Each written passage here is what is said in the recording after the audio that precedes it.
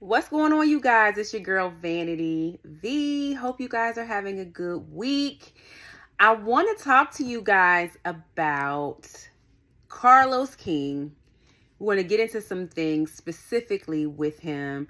This video is to really give him props. Carlos King has seen my commentary and he knows that I love him and hate him, more towards the love. But this video is not only to kind of just big him up, but also, not that I am a professional at rating interviews, but I also want to use this video to kind of tell people what we want to see from interviewers. You know what I'm saying? And what sparked this is, well, number one, I love Carlos King's interviews. It's no secret, I've told him this. He reposted one of my videos, which I appreciated. But this is just his lane, and he knocked it out of the park once again with this interview with Diamond from Crime Mobb, which her name is Brittany. Who knew? I didn't know. She doesn't give me Brittany. She gives me like a Keisha, Alana, definitely not Brittany. So that was interesting to find out. However, I'm going to give you 3 reasons why I think Carlos King right now in 2024, I mean, we are, fresh into 2024. I know that, Cat Williams and the interview with Club Shay Shay is like taking over the waves. But I just wanted to give y'all 3 reasons why I'm going to be honest with you. I think Carlos is like the best interviewer, hands down. Now, before I give him all the love and kind of talk about this interview that he did with Diamond, let me just say, I don't always love his commentary that he does on reality TV shows. And the reason is because I think that he can sometimes be very, very biased. Obviously, he's very experienced. He knows a lot of the ladies, so you cannot take that away from him. But I do, a lot of times, his views clash with mine. You know what I'm saying? Like when he does his commentary specifically on RHOA. And I kind of agree with him a lot of times on Married to Medicine. I do not like the way they did Quad. I totally agree with him. He loves Monica from Salt Lake. I agree with him on that. But a lot of his commentary on RHOA, because I think he's too closely related, I usually don't agree with him.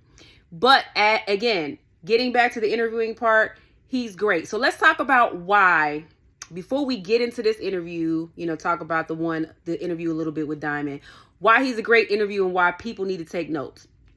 Number 1, Carlos lets people talk. Okay. That's so important. It's nothing worse than like watching an interview, and Jason Lee's bad about this, where you interrupt the person, you don't really let them get their thoughts out. You have to relate everything they say to your life. You almost like want to make it where like you're the star of the interviewer. You can't want to be the star during the interview. Okay.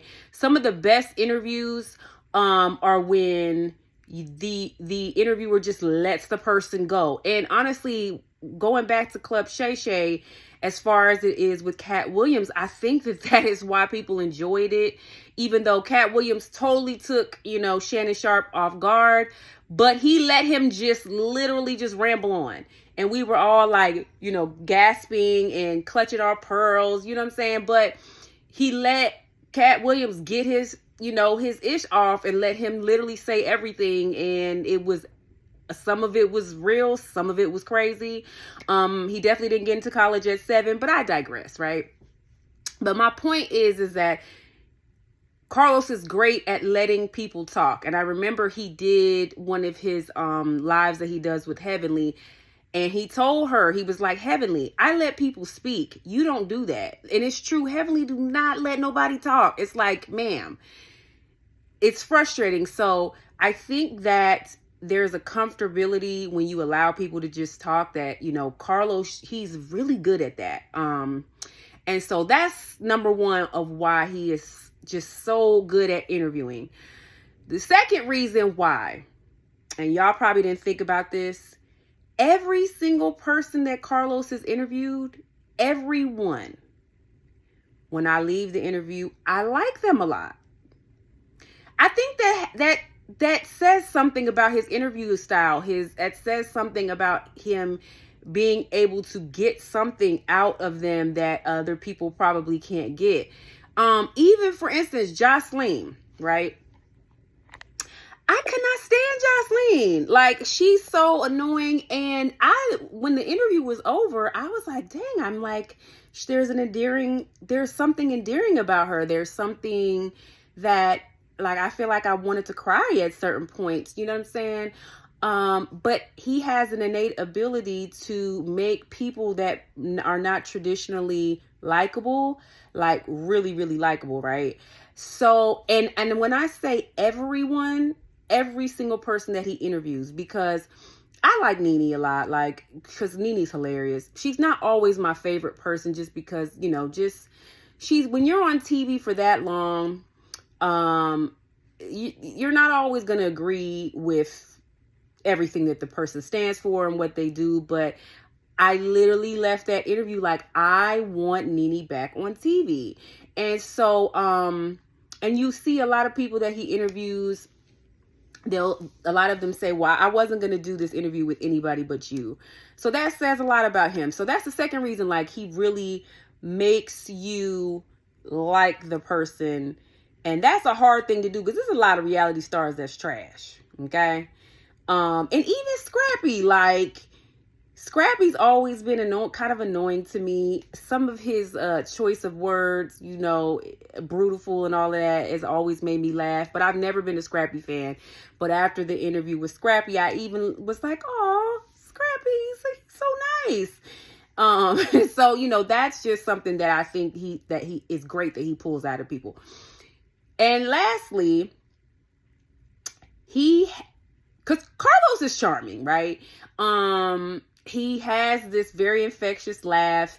He has this ability to, like, when the situation is uncomfortable, to kind of turn it around.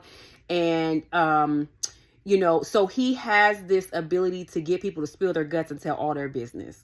All of it. Like, he gets stuff and pulls things out of people that, are mind-blowing. And I think that a lot of time the people that actually go there for the interview, sometimes they spill things that they didn't even intend to tell. Like, they probably left the interview like, damn, I don't know. I don't know if I meant to tell all of that. And so, yeah, he really gets people to come out of their comfort zone and, like, just tell all of the business, which for us, the viewers, is great. But, yeah, Carlos, again, you get on my nerves. And, there's some things that, like, again, I don't love your commentary, although I watch everything that you do. So clearly I must like something. I must like it because I'm watching it and I do support you. I'm a big supporter. But I really am feeling your interviews, and I'm excited to see who you interview next. Now, Diamond. Child. Diamond fried, died, and laid Erica to the side. Okay. There's, for some reason, y'all, I believe what Diamond was saying. I've never been a huge fan of Erica. I've always thought she was, like, breathtakingly beautiful. Like, her cheeks, she's just naturally beautiful, her bone structure in her face. But I've never really been a fan of, Erica. I mean, she's cool. You know what I'm saying? I don't watch Love and Hip Hop anymore. I am curious. Now, this interview that he did with Diamond, and Diamond being on, is kind of making me want to, like, double dutch, jump in that thing and see what's going on a little bit. Even though Love and Hip Hop kind of makes me cringe now. Number one, it's so fake. That I think that's the big thing that makes me, not really want to watch it. But, I like Diamond. I like her. She makes me laugh because she's very serious in the way she talks, but she's also has a sweetness about her. But I don't know, she gives me real, and I like real people. Like, she gave realness, you know what I'm saying? And I think that she has been through a lot, and I always admire people who have, not that I want people to go through trauma, but I just feel like trauma builds character, and she just seems like a real one. And I do think Scrappy is in love with her.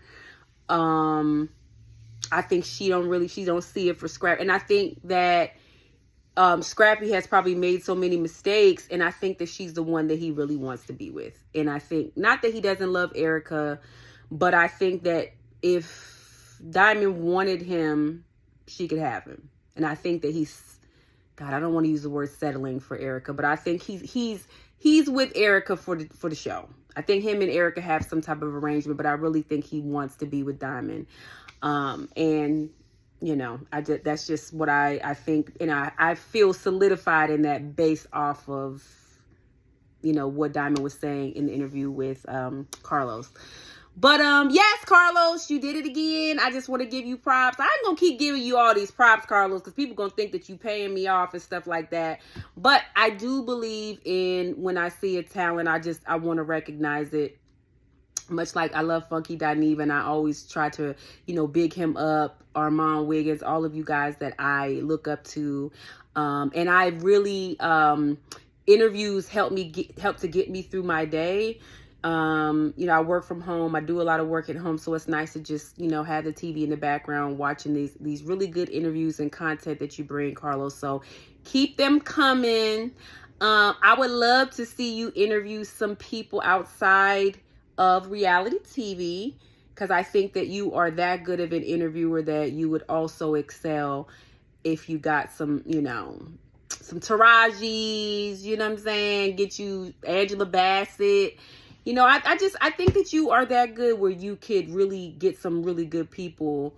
And, you know, maybe this will be a whole new realm for you. So y'all check out the interview. I enjoyed it. I just wanted to kind of give my opinion and my commentary on it, on why I think he is killing all y'all right now. He's killing y'all. And, you know, big ups. All right. So y'all have a great day. Talk to you later. Bye-bye.